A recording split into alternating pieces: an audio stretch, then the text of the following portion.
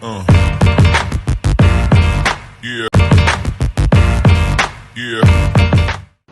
Fala galera, sejam bem-vindos a mais um episódio aqui do podcast Saúde em Foco. Hoje nosso terceiro episódio da nossa série Pandemias Históricas. Eu sou o Pedro Cia. Eu sou o Leonardo. E eu sou o Henrique, infectologista formado na USP. É um prazer estar aqui.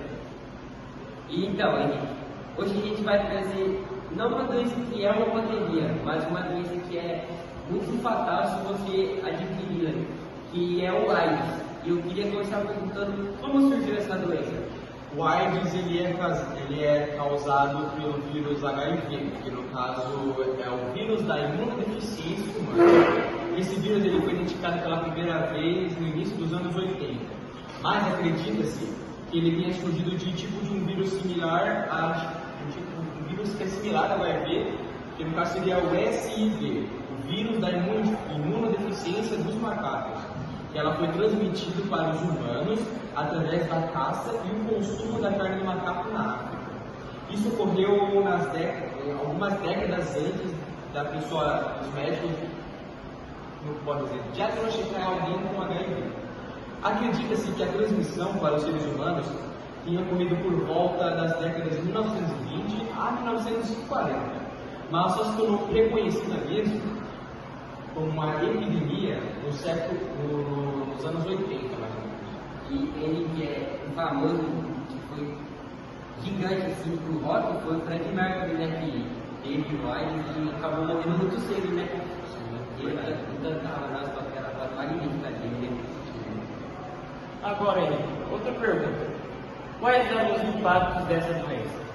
Bom, os impactos do AIDS ele foi profundo, devo dizer.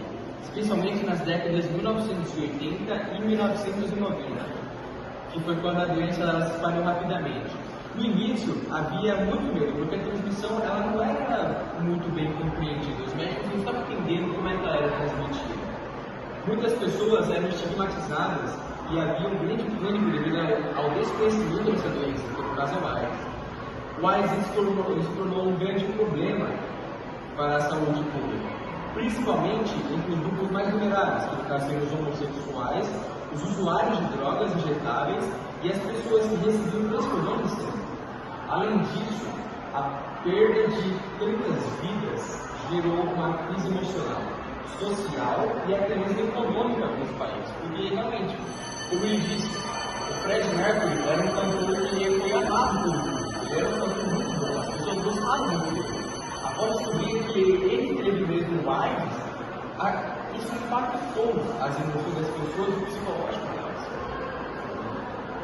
E eu não sei falar dos sintomas, você poderia me dizer quais são os sintomas dessa doença? No inío, o HIV não apresenta sintomas. A pessoa pode ver muitos anos, a vida dela inteira, sem saber que ela tem realmente o vírus do HIV. Quando os sintomas começam a aparecer, eles são geralmente inespecíficos, tipo uma febre, um cansaço, um suor excessivo, um suor noturno e talvez um aumento dos linfonodos, né? Esqueci o nome, linfonodos. E com o tempo, o HIV, se ele não for tratado, ele pode evoluir para AIDS. Então, primeiro começa com o vírus, depois vem a doença mesmo que a AIDS.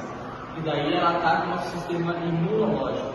E fica muito, como eu posso dizer, quando ela ataca, ele fica muito enfraquecido. Então fica muito mais fácil da pessoa adquirir essa infecção. E através do HIV, a pessoa pode pegar até câncer. Ela pode desenvolver câncer através do HIV.